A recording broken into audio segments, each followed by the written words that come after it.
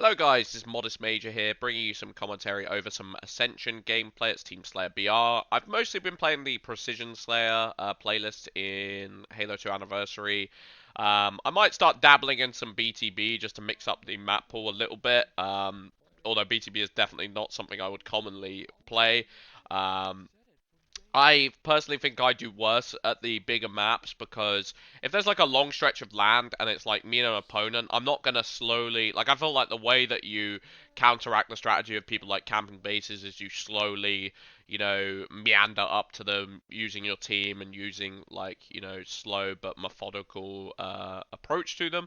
And I just want to run in a straight line towards them, you know what I mean? I always do better on the small maps like Warlord or Lockout because it's just so much easier to get a flank on your opponent or to quickly and unpredictably find your way to your opponent.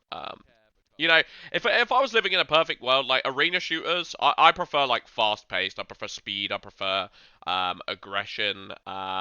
And the potential to overwhelm your opponents. That's what I prefer the most about shooters in general. So the more likely it is that you're going to play long range, tactical, quote unquote warfare. I mean, I call it camping like a motherfucker. But if you want to call it tactical, that's fine too. It's like Rainbow Six Siege. That game is not for me because there is so much like defensive play and set play and stuff like that, and the way you need to aggress is very much coordinated with your team at the same time. And I'm not really like that. I'm more like individualistic, I would say, in my approach. But today I wanted to talk about next generation gaming. I've been watching quite a few videos. I don't know. I'll leave a link in the description, but they had an Unreal Engine tech demo come out recently for like a single player type experience. It was basically a Tomb Raider clone, I would call it. Which obviously wasn't going to be an official game, or it was similar to Uncharted, but you had a female solo player, and she was just going through these different temples and stuff like that. Very similar to Tomb Raider, but it was more so to show off the graphics than to show off what the technology was becoming capable of. And I've got to say, I'm finding it really, really impressive. I think for me, it's been quite a while since I've played a game that has given me that feeling of a graphical leap. Sometimes you get that feeling of a graphical leap just because the art design is so incredible, and I think you often see things like that at the beginning of a generation of hardware, where like they're really trying to make their mark on the series and show what the console is capable of. Some of the ones that come to me that strike my mind are like Gears of War 1. That was one of the games where I was like, whoa, like graphics is starting to improve so much. Funnily enough, again with the Unreal Engine. Um, I remember looking at the architecture and just being like, how did they like put this many polygons and this much detail into so much like background architecture? It's insane. Um, and there's been quite a few experiences. I think Halo 4 actually was one for me where, and I think that might have been more down to the art design and the lighting that they use. If there's one thing I was going to compare between Halo 4 and Halo 5, I actually really like how vibrant Halo 4 was in comparison to Halo 5. I think Halo 5 like had a lot of dark and dimly lit. Like for example with the Haven remake, I really didn't like the way that the Haven remake looked. They still used somewhat vibrant lighting and they tried to go for like neon like lit streets and stuff like that.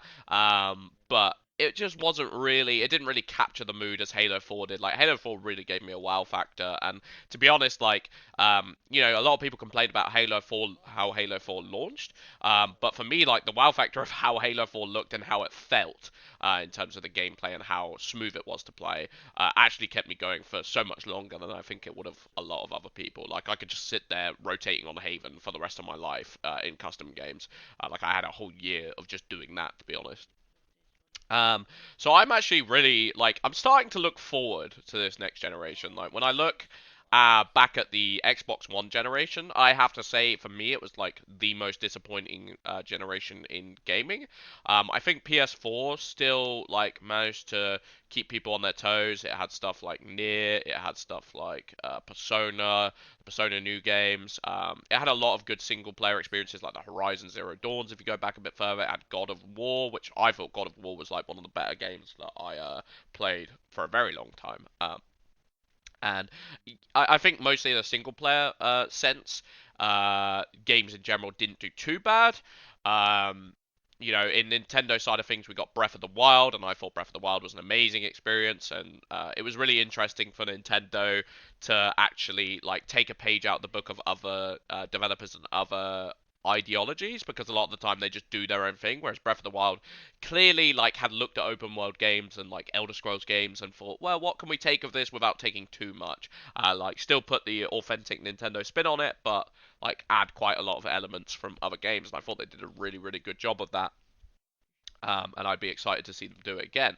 But for me, like in general, I'm such a big multiplayer fan, and there was a real trend in battle royales. I'm sure, as you guys are aware, which to me are not really my sort of games. The reason I don't like battle royales is because I love the social experience of video games, and I feel like battle royales, although it's awesome to like make clutches with your teammates and stuff like that, I feel like if one person dies, then it's just kind of like you feel like you're kind of out of the boat. And I always want to be in the game. I don't want to have to be waiting for other people to finish or like feel like I'm missing out on an experience. And I was never particularly good at battle royales. I've never been good at a one life game type. I've never liked search and destroy in Call of Duty. I've never liked execution in Gears of War particularly, just because I feel like I love the adaptation over a long course in matchmaking. That's what I've always liked about Halo. Like, yeah, I might not start off that great, but maybe our team starts to adapt to your strategies, and there's a back and forth, and there's more of a learning experience within each game. Whereas Battle Royale is kind of like trying to play as perfect as you can